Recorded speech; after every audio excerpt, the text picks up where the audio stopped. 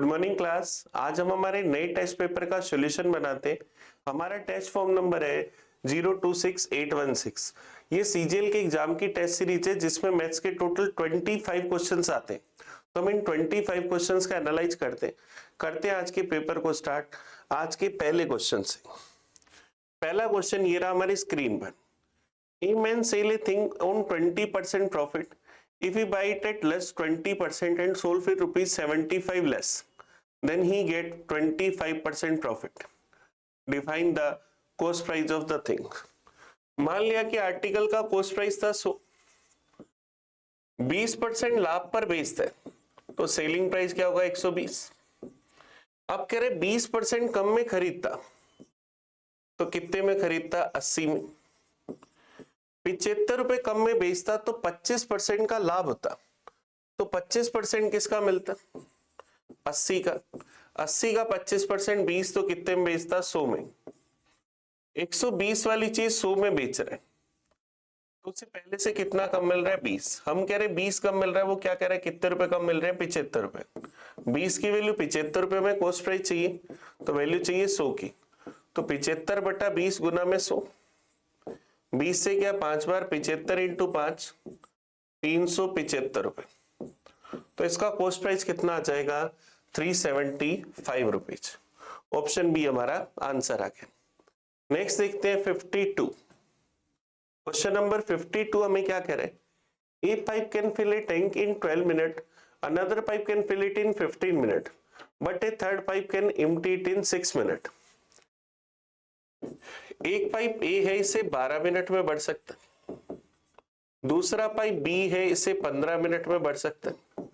तीसरा पाइप सी है, इसे 6 मिनट में खाली कर सकता है। तो सबसे पहले जो डाटा दे रखा है उसकी मदद से टोटल वर्क और एफिशिएंसी निकाल ले।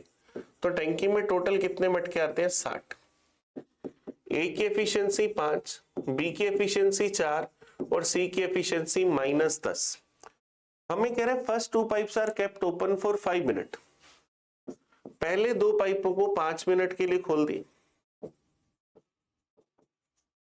और उसके बाद तीसरे पाइप को फिर ओपन कर दिया। तो हमें बताना है कि कितना समय लगेगा इस टैंक को खाली होने में।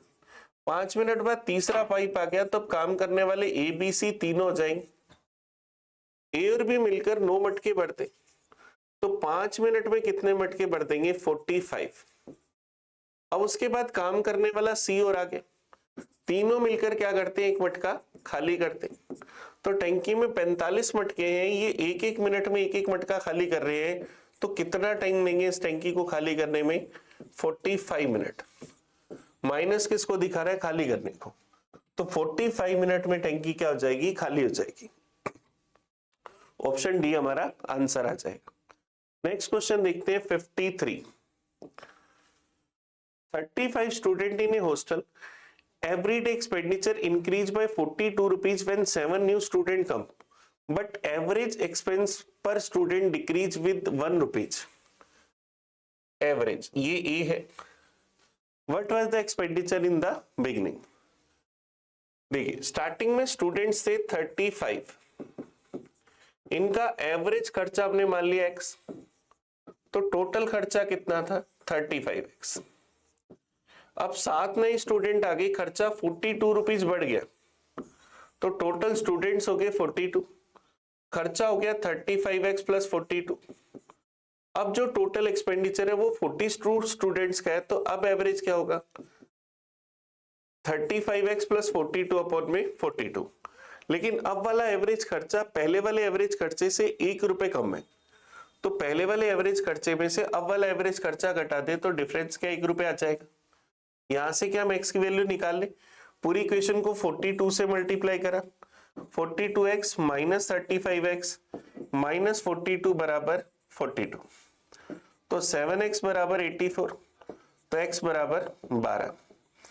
x की वैल्यू 12 ही हमें पहले का टोटल एक्सपेंडिचर बता दे।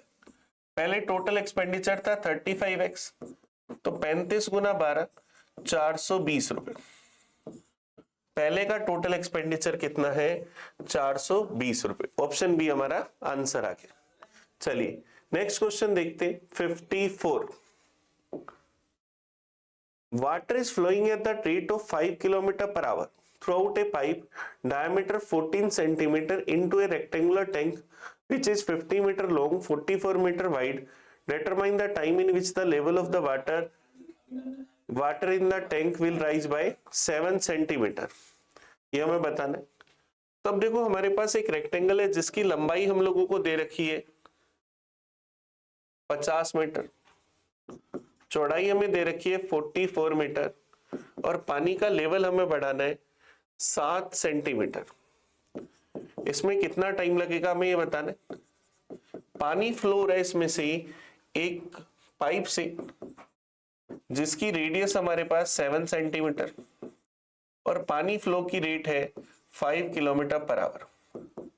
तो क्या होगा, इस पाइप से निकले पानी का वॉल्यूम इस आयताकार टैंक में भरे गए पानी के वॉल्यूम के बराबर होगा। आयताकार टैंक में कितना पानी आएगा, लंबाई गुना चौड़ाई गुना ऊंचाई। 7 सेंटीमीटर इसको मीटर में बदलने के लिए 100 का भाग दे दिया। पाइप से कितना वॉल्यूम निकलेगा, पाई आर स्क्वायर एच, पाई की वैल्यू 22/7, रेडियस 7/10 सेंटीमीटर, 7 सेंटीमीटर है तो 7/100 मीटर। हाइट है 5 किलोमीटर पर आवर, तो किलोमीटर को मीटर में बदलो तो 1000 से गुना करो और मान लिया कि टाइम कितना लगा, टी घंटे। तो टी घंटे में पाइप से निकले पानी का वॉल्यूम टैंक में भरे गए पानी के वॉल्यूम के बराबर। अब अपन इसको सोल्व कर लेते। 7/100 से 7/100 कट गया, ये 7 से 7 कट गया, ये 2 0 से 2 0 कट गए, 50 से ये 50 कट गया, 22 से चला गया 2 बार, तो टी की वैल्यू क्या आई, 2 घंटे। तो 2 घंटे में क्या होगा, पानी का लेवल जो है वो 7 सेंटीमीटर बढ़ जाएगा। ऑप्शन बी इसका सही आंसर। चलिए नेक्स्ट क्वेश्चन देखिए 55। The graph of 3x plus 4y minus 24 is equal to 0 form a triangle OAB with the coordinate axis where O is the origin. Also the graph x plus y plus 4 is equal to 0 form a triangle OCD with the coordinate axis.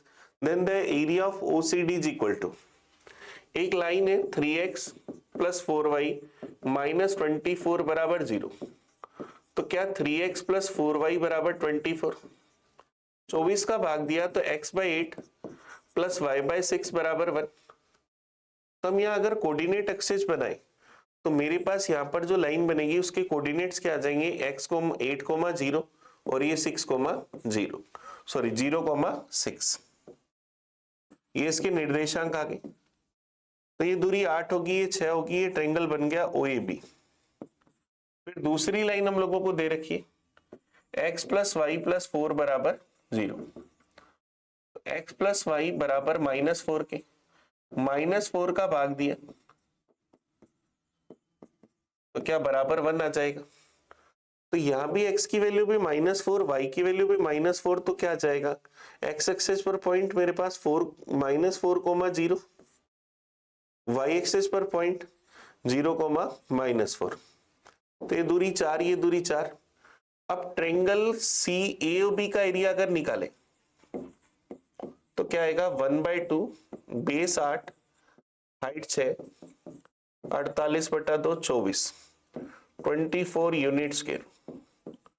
Triangle COD का area निकालो, ये point C, ये D, तो COD का area निकालो तो 1/2 4 × 4, तो 16/2 मतलब 8 यूनिट स्क्वायर। तो COD का एरिया AOB के एरिया का क्या है, 1/3, AOB के एरिया का क्या है 1/3, तो ऑप्शन क्या आ जाएगा, D, 1/3 of area of triangle OAB। चलिए नेक्स्ट क्वेश्चन की ओर बढ़े, क्वेश्चन नंबर 56। देखो 56 DI का क्वेश्चन हमें क्या कह रहा है, study the flowing bar graph which shows the number of IAS, IPS, RAS officer of certain period in 5 year. चलिए ये हमें दिखा रखा है 5 अलग अलग ईयर्स में IAS, IPS और IRS। What is the ratio of average number of IAS to that of IPS? IAS का IPS की एवरेज संख्या के मध्य अनुपात बताना है। तो चलिए अपन इनकी टोटल संख्या निकाल लेते। 2009 में IAS है 360, IP से 420, 10 के अंदर 450 आईएएस आईपीएस 520, फिर 2011 के अंदर 350 आईएएस और आईपीएस आ गए 480, 2013 के अंदर ये 240, आईपीएस हमारे पास आ गई 340, अगले साल यहां पर 420, यहां पर 540, इन सब का टोटल कर ले। 5 4 9 12 14 1820, टोटल 1820 आईएएस है। टोटल आईपीएस अगर निकाले 4 10 16 20 2 2 6 11 15 20 और 23, 2300 आईपीएस है। तो 1820 और 2300 का हमें रेशियो निकालना है, 0 से 0 के। ये मेरे पास आ गया 182 और 230, 2 से काट दे 91:115, तो ऑप्शन डी हमारा आंसर आ गया 91:115। चलिए नेक्स्ट क्वेश्चन देखते हैं 57। आईएएस एंड आईआरएस की कुल संख्या क्या है? अब देखो आईएएस तो अभी हमने पिछले क्वेश्चन में निकाले 1820, अब आईआरएस की टोटल संख्या निकालनी 540 500 280, ये हमारे पास 460 और ये हमारे पास 290, इन सब का टोटल करना है 540 500 280 460 और 290, तो 0 8 4 12 18 और 9 27, 5 10 14 18 20, 2070 ये आ गए, आईआरएस आ गए 2070, तो टोटल कितना हो गया 3890, ऑप्शन बी इसका आंसर। हम इनकी कुल संख्या निकालनी थी, हमने इनका टोटल कर लिया। चलिए नेक्स्ट क्वेश्चन देखते हैं, ये आईआरएस है। नेक्स्ट क्वेश्चन देखते हैं 58। कौन से वर्ष कर्मचारियों की अधिकतम संख्या दर्शाता है? अब देखो मैक्सिमम वैल्यू चाहिए, तो आप अगर इस ग्राफ को देखें तो 2010 में सारी वैल्यू मैक्सिमम दिख रही है, और किसी भी ईयर में मैक्सिमम नहीं है, सारी वैल्यू देखो यहाँ पूरी पूरी दिख रही है, तो 2010 हमारा आंसर आ जाएगा। क्योंकि देखो इस ग्राफ में ये भी 450 है, ये 520 है, ये 500 है, तो मेरे पास कितने हो गए 1470, और किसी ग्राफ में सबका टोटल इतना नहीं बन रहा। चलिए नेक्स्ट क्वेश्चन देखें, क्वेश्चन नंबर 59। कौन सा वर्ष कर्मचारियों की संख्या में प्रत्येक वर्ग में कमी को दर्शाता है? चलिए कोशिश करते, ये 360 से बढ़ गए, ये 450 थे, यहां पर क्या हो गए कम हो गए 350 हो गए, ये यहाँ 520 थे, यहाँ कम हो गए 480 हो गए, ये यहाँ 500 थे, यहाँ कम हो गए 280 हो गए। तो कौन सा वर्ष कर्मचारियों की संख्या में प्रत्येक वर्ग को कमी को दर्शाता है? 2011, 2010 से 2011 में प्रत्येक वर्ग में कमी हुई। चलिए नेक्स्ट क्वेश्चन देखते हैं 60 number. The base and height of a triangle are 16 and 9 centimeter respectively. The area of another equilateral triangle is √3/2 time of the area of first triangle. The side of equilateral triangle is, पहले वाले triangle के area का √3/2 गुना कर देंगे तो हमारे पास equilateral triangle का area आ जाएगा। तो पहले वाले ट्रायंगल का बेस हाइट पता है 1/2, बेस कितना 16 और हाइट कितनी 9, √3/2 गुना करा तो ये नए क्वाड्रिलेटर का एरिया आ गया रेक्टेंगल का, सॉरी नए ट्रायंगल का, इक्विलेटरल ट्रायंगल का। इक्विलेटरल ट्रायंगल का एरिया √3/4 a स्क्वायर, तो इसको कंपेयर करें √3 से √3 गया, 2 × 2 4 से 4 गया, तो ए स्क्वायर की वैल्यू 16 × 9 144, तो ए की वैल्यू 12, तो उस इक्विलेटरल ट्रायंगल की भुजा क्या आ जाएगी 12 सेंटीमीटर, ये हमारा आंसर आ जाएगा। तो संभव त्रिभुज की प्रत्येक भुजा 12 सेंटीमीटर की। पहले वाले ट्रायंगल के एरिया का √3/2 गुना करते ही इक्विलेटरल ट्रायंगल का एरिया आ गया। चलिए नेक्स्ट क्वेश्चन देखते हैं 61। कोस अल्फा अपॉन कोस बीटा बराबर m, कोस अल्फा अपॉन साइन बीटा बराबर n, हमें m² + n² into cos square beta चाहिए। Cos alpha upon cos beta बराबर एन, कोस अल्फा अपॉन में साइन बीटा बराबर एन। हमें चाहिए m square plus n square into के अंदर cos square beta. M square हमारे पास आएगा कोस स्क्वायर अल्फा अपॉन में cos square beta, n square हमारे पास आएगा कोस स्क्वायर अल्फा अपॉन में साइन स्क्वायर बीटा इंटू के अंदर कोस स्क्वायर बीटा।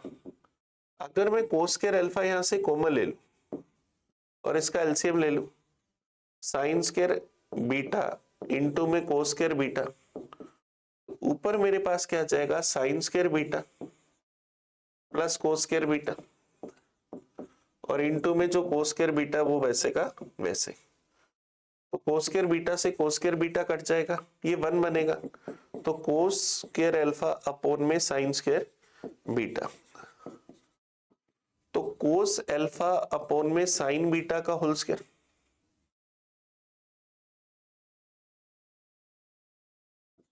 कोस अल्फा अपॉन में साइन बीटा का होल स्क्वायर, और cos alpha upon sine beta हमारे पास क्या है एन है, तो ये क्या आ जाएगा एन स्क्वायर। तो हमारा आंसर क्या आ जाएगा ऑप्शन बी, ऑप्शन बी इसका आंसर आ गया। नेक्स्ट क्वेश्चन देखते हैं 62,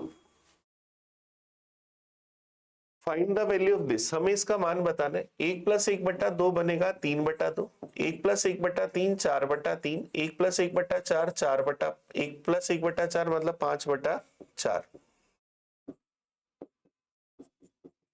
फिर 1 प्लस 1/20 मतलब 121/120, ये आ जाएगा, तो इस तरह से ही कट जाएगा, ये क्या आएगा 121/2, तो ये क्या आएगा 60.5, तो ऑप्शन सी हमारा आंसर आ जाएगा, तो इसका सही आंसर है ऑप्शन सी। चलिए नेक्स्ट क्वेश्चन देखते हैं 63, the ratio of in which Darjeeling tea at 32 rupees per kg is mixed with the Assam tea at 25 rupees per kg so as to gain 20% by selling the mixture at 32.40 पर KG. Mixture का selling price दे रखा है 32 रुपए 40 पैसे और इसमें बेचने पर प्रॉफिट होता है 20% का। तो सबसे पहले कॉस्ट प्राइस निकालते, 20% का मतलब 1/5, कॉस्ट प्राइस 5, प्रॉफिट 1 का, सेलिंग प्राइस 6 की वैल्यू 32 रुपए 40 पैसे, तो 1 की वैल्यू 5 6 30 बच जाएगा, 2 24 चला जाएगा 4 बार 5.40, 5 से गुना करा तो मिक्सचर का कॉस्ट प्राइस 27 रुपए। तो अब एलिगेशन लगा दे, पहली चाय का रेट 32 रुपए, दूसरी चाय का रेट 25 रुपए और मिक्सचर का रेट 27 रुपए, तो एलिगेशन लगा दे, 27 माइनस 25 2, 32 माइनस 27 5, तो रेशो क्या है 2:5, तो हमारे पास इन दोनों तरह की चाय को मिलाने का रेशो क्या आ गया 2:5 आ गया, ये हमारा आंसर आ गया। चलिए नेक्स्ट क्वेश्चन देखते हैं 64, 10 students started to eat biscuits, among one of them ate 8 biscuit, इनमें से एक ने 8 बिस्कुट खाए। स्टूडेंट एक है, उसने नंबर ऑफ बिस्किट खाए 8,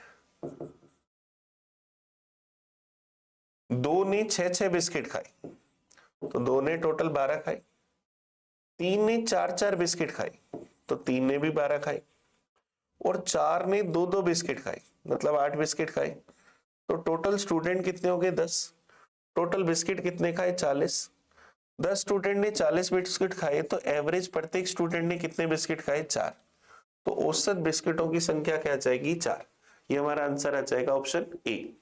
चलिए नेक्स्ट क्वेश्चन देखिए 65, ABCD EF is a regular hexagon, then find the area of shaded region। ये हमारे पास एक समषटभुज है और हमें इस छायांकित भाग का क्षेत्रफल बताना है। अब देखो अगर आप ध्यान से देखें तो आप अगर इसको सबसे मिलाएं तो रेगुलर हेक्सागन के अंदर से अगर मैं इनको सबको इस तरह से मिला दूं तो ये सारी भुजाएं 6 होंगी। हेक्सागन की भुजा 6, समषटभुज की भुजा भी 6, और जो हमारे पास सर्किल है उसकी रेडियस भी 6, सर्किल की जो रेडियस है वो भी 6 हो जाएगी, और हेक्सागन जो बन रहा है उसकी भुजा भी 6 हो जाएगी। अब मुझे क्या करना है, शेडेड रीजन का एरिया चाहिए, तो सर्किल के एरिया में से हेक्सागन का एरिया घटा दो, सर्किल का एरिया होता है पाई आर स्क्वायर, हेक्सागन का एरिया होता है 6 इंटू रूट 3/4 ए स्क्वायर। तो 22/7 इंटू में 6 इंटू 6 माइनस में 6 इंटू रूट 3/4 इंटू ए स्क्वायर, तो 6 इंटू 6 ये हमारे पास आ जाएगा। तो यहां से क्या जाएगा 22/7, 36 कॉमन ले ले, माइनस में यहाँ क्या जाएगा 2 से चला जाएगा 3 बार, बट्टा में 2, तो क्या जाएगा 3√3/2। तो अभी 36 कॉमन ले लिया, 22/7 मतलब 3.14, √3 की वैल्यू 1.732, 3 से गुना करा 5.196, 2 का भाग दूंगा, 2 दूनी 4, 11 चला जाएगा 5 बार, फिर एक 19, 9 दूनी 18, 16 फिर चला जाएगा 8 बार, तो क्या जाएगा 2.59 को 60 मान लो, इसमें से घटा दिया तो 36 इंटू मेरे पास क्या आया 0.54, तो 36 को 0.54 से गुना कर दे तो क्या जाएगा 6 चौक 24, 2 4 दिए 12 और 30 42, 42 और 2 मेरे पास कैरी थी 44, 4 5 दिए 15, 19.44, लगभग 19.44 के आसपास, तो 19.62 सेंटीमीटर स्क्वायर ये हमारा आंसर आ जाएगा। कैलकुलेशन करेंगे थोड़ी सी और एग्जैक्ट, यहाँ पर 1.73 की 2 की जगह 3 लेंगे तब भी आंसर आ जाएगा। चलिए नेक्स्ट क्वेश्चन देखते, 66 number. The sum of first 20 term of the series, 20 term चाहिए, 5 इंटू 6, 6 इंटू 7, 7 इंटू 8, ऐसे 20वीं जो टर्म बनेगी वो क्या 25 इंटू 26 होगी, क्योंकि 5 में 20 जोड़ूंगा तो 25 बनेगा। तो क्या इसको मैं 1/5 माइनस 1/6, 1/6 माइनस 1/7, 1/7 माइनस 1/8, 1/25 माइनस 1/26 ऐसा लिख सकते। ये कट गई, ये कट गई, ये कट गई, ये भी कट जाएंगे, सिर्फ फर्स्ट लास्ट बचेगा 1/5 माइनस 1/26। एलसीएम आ जाएगा 130, 130 आ जाएगा तो 5 ऊपर आ जाएगा 26, माइनस में क्या आ जाएगा 5, 21/130, 21 में 130 का भाग दे दे, पॉइंट लगाया 0, भाग गया एक बार, बच जाएगा 80, 800, फिर चला जाएगा 6 बार 780, तो 0.16 के आसपास आंसर आ जाएगा। तो ऑप्शन ए इसका सही आंसर, 66 का आंसर आ गया ए, क्योंकि हम ये जानते हैं कि 1/5 इंटू 6 है तो इसको हम 1/5 माइनस 1/6 लिख सकते हैं। चलिए नेक्स्ट क्वेश्चन देखिए 67। The minute head of a big wool clock is 35 centimeter long, taking pi 22/7. Length of a arc is extremely move in 18 seconds. हमारे पास मिनट वाली जो सुई है उसका जो हेड है वो कितना लंबा है, 35 सेंटीमीटर लंबा है। हमें बताना है कि 18 सेकंड के अंदर उसने कितना आर्क बनाया, हमें इस लेंथ ऑफ आर्क की वैल्यू चाहिए। अब मिनट वाली सुई की अगर बात करें, मिनट की सुई जब पूरा एक चक्कर लगाएगी तो 360 डिग्री घूमती। मिनट की सुई 60 मिनट में 360 डिग्री घूमेगी, तो एक मिनट में कितना घूमेगी 6 डिग्री। एक मिनट का मतलब 60 सेकंड में, तो एक सेकंड में कितना घूमेगी 6 डिग्री बटा में 60, तो 18 सेकंड में कितना घूमेगी 6/60 गुना में 18, तो 1.8 डिग्री ये मैं कह सकता हूं। तो कितना घूमेगी 1.8 डिग्री। अब 1.8 डिग्री घूम गई, मुझे इसकी लेंथ ऑफ आर्क बतानी, चाप की लंबाई। चलिए तो क्या होता है 2 पाई, पाई की वैल्यू 22/7 आर थीटा अपॉन में 360 डिग्री, ऐसा हम कह सकते हैं। पॉइंट हटाया 0 नीचे, 18 से गया 20 बार, 2 से गया 5 बार, 5 दूनी 10 से 10 कट गया, 22/20 या 11/10 या 1.1 सेंटीमीटर। तो हमारे पास लेंथ ऑफ आर्क जो आएगी, चाप की लंबाई, वो क्या आएगी 1.1 सेंटीमीटर। ऑप्शन बी हमारा आंसर आ जाएगा, क्योंकि टाइम काफी कम है, सिर्फ 18 सेकेंड है। चलिए नेक्स्ट क्वेश्चन देखते हैं 68। The ratio of the greatest value of this to the latest value. अधिकतम और न्यूनतम मान का अनुपात बताना है। हमारा फंक्शन है 2 माइनस में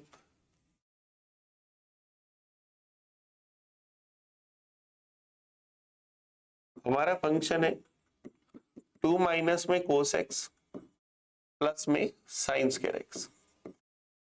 साइन स्क्वायर एक्स को अगर मैं 1 माइनस कोस एक्स लिखूं, 1 माइनस कोस स्क्वायर एक्स, तो हमारा फंक्शन बना minus cos square x minus cos x plus 3। तो माइनस यहां से कॉमन ले लू, cos square x plus cos x plus 3। तो अगर मैं इसको लिख दूं cos square x plus 2 cos x into 1/2 plus 1/4 minus 1/4,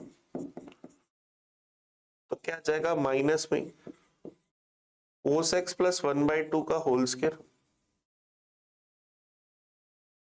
minus का 1/4 है, उधर जाते ही प्लस का हो जाएगा, माइनस से गुना होगा तो मेरे पास क्या जाएगा प्लस में 3 से 1/4, मतलब 13/4। ये फंक्शन बन गया। या मैं इसको लिख सकता हूं 13/4 माइनस में कोस एक्स प्लस 1/2 का होल स्क्वायर। अब अगर मुझे इसकी मैक्सिमम वैल्यू चाहिए,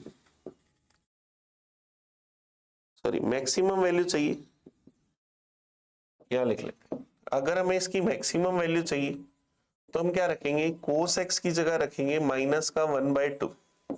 तो 13/4 माइनस में माइनस का 1/2 प्लस 1/2 का होल स्क्वायर, तो 13/4। अगर हमें इसकी मिनिमम वैल्यू चाहिए तो कोस एक्स की जगह हम क्या रखेंगे 1। तो 13/4 माइनस में 1 प्लस 1/2 का स्क्वायर, तो 13/4 माइनस में 3/2 का स्क्वायर मतलब 9/4, तो 4/4 या 1, ये हमारे पास आ जाएगा। तो मैक्सिमम वैल्यू 13/4, मिनिमम वैल्यू 1, 13/4 में 1 का भाग दिया तो 13/4, ये इनका रेशियो आ गया। ऑप्शन सी इसका आंसर आ गया। चलिए नेक्स्ट क्वेश्चन देखते हैं 69। √2 प्लस √5 माइनस √3 इंटू के बराबर -12। तो के का मान बताना, √2 प्लस √5 माइनस √3 इंटू के बराबर -12। तो के बराबर क्या -12 बटा में √2 प्लस √5 माइनस √3। रेशनलाइजेशन कर दे, √2 प्लस √5 प्लस √3 से ऊपर नीचे गुना कर देते। रेशनलाइजेशन परमीकरण कर रहे, तो मेरे पास के की वैल्यू क्या आ जाएगी -12 इंटू √2 प्लस √5 प्लस √3 अपॉन में क्या बनेगा a plus b into a minus b, a square minus b square, 2 + 5 plus 2√10 minus में √3 का स्क्वायर मतलब 3। तो के की वैल्यू क्या आ जाएगी -12 इंटू √2 प्लस √5 प्लस √3 बटा में, मेरे पास क्या जाएगा 5 और 2 7 में से 3 गए 4 प्लस 2√10। तो 4 प्लस 2√10 में से अगर मैं 2 कॉमन ले लूं तो 2 प्लस √10। तो के की वैल्यू अगर अपन इसको क्या करें, यहां से 2 कॉमन लिया तो 2 से चला गया 6 बार, फिर रेशनलाइजेशन कर दे, √2 प्लस √5 प्लस √3 इंटू 2 माइनस √10 से ऊपर नीचे गुना कर दो।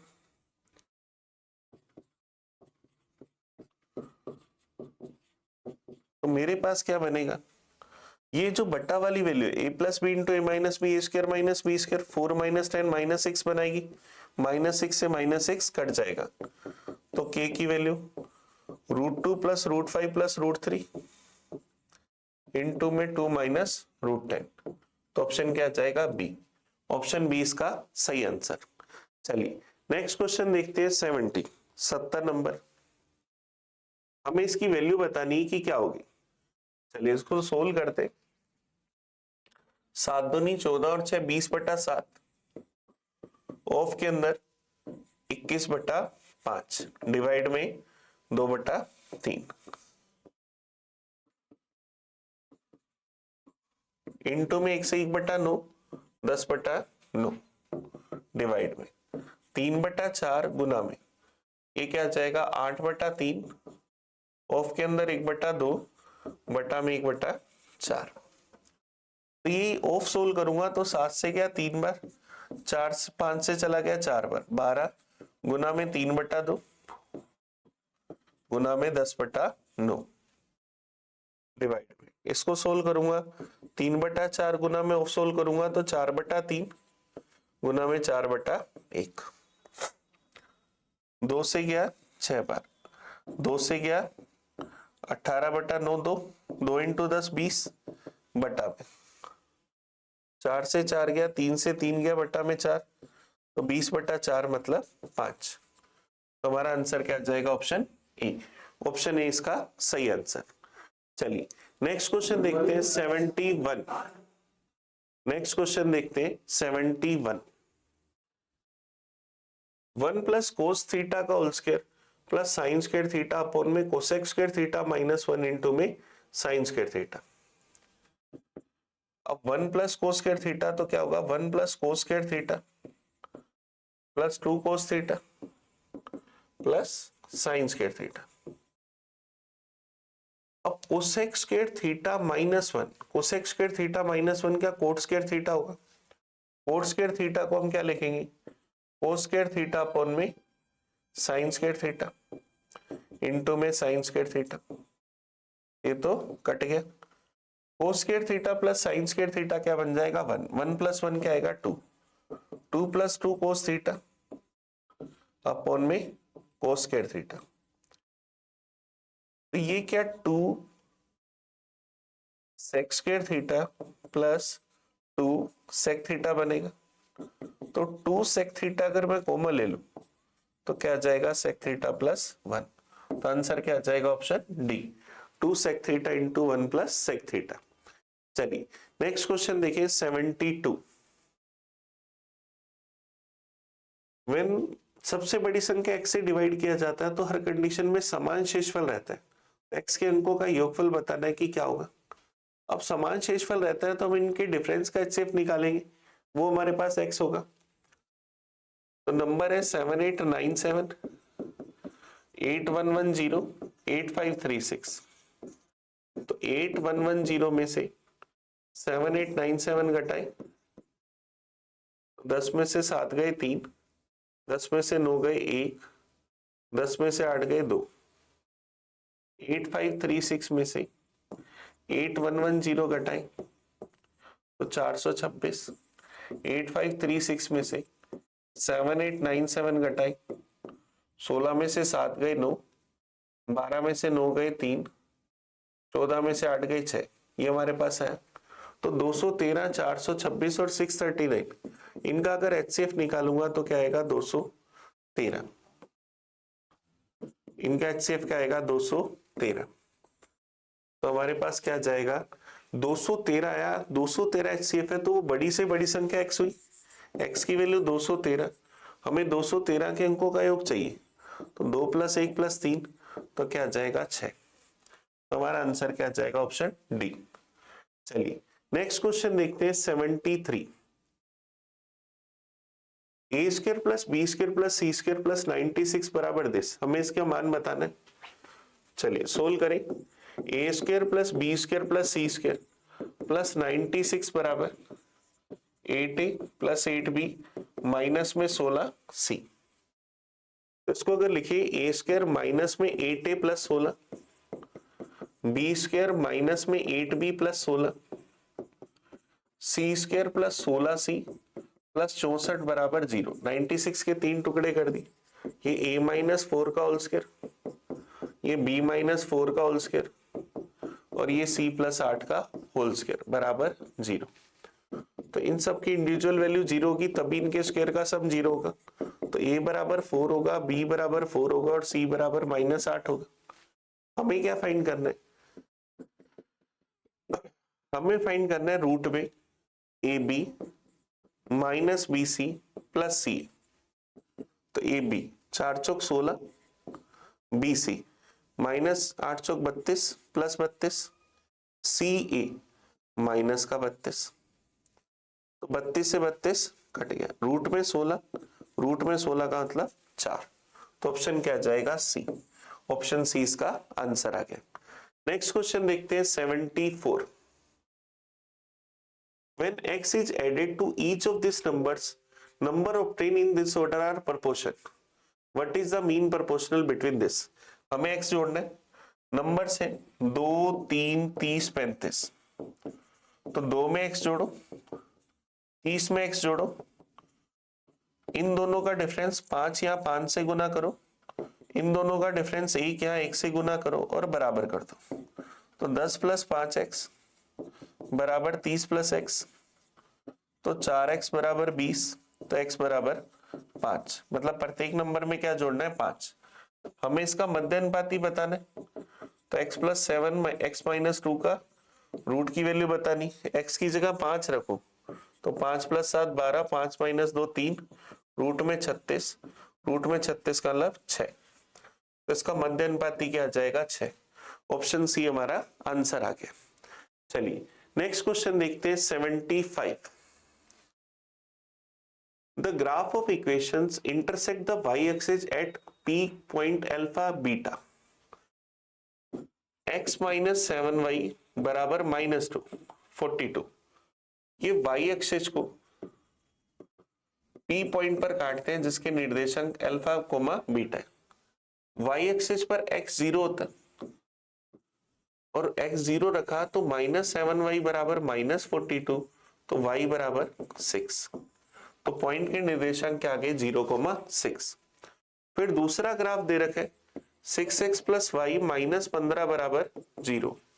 ये ग्राफ Q पॉइंट है, x एक्सिस को काटता है, Q पॉइंट पर गामा कोमा डेल्टा। तो अब यहां से अगर x एक्सिस पर काटेगा तो x एक्सिस पर y क्या होता है? 0। तो x एक्सिस पर y 0 रखा, y 0 रखा तो 6x माइनस 15 बराबर 0, तो 6x बराबर 15, तो x बराबर 15/6 या 5/2। तो ये क्या आ गया? 5/2। तो हमें क्या चाहिए? Alpha plus beta plus gamma plus delta. 0 plus 6 plus 5/2 plus 0, तो क्या आ जाएगा? 17/2। ऑप्शन सी हमारा आंसर आ जाएगा। चलिए तो हमने क्या करा, आज पेपर के पूरे 25 क्वेश्चंस का एनालाइज करा। इस वीडियो को बड़े अच्छे से देखना। आपको कहीं भी कोई कंफ्यूजन हो, कोई डाउट हो तो मुझे कमेंट करके बताना, ताकि मैं आपको उसका रिप्लाई दे सकूं। चलिए हम मिलेंगे नेक्स्ट वीडियो में नए सॉल्यूशन के साथ। तब तक पढ़ते रहिए। Thank you. मैं आपका अपना प्रिंस। पढ़ते रहिए, आगे बढ़ते रहिए।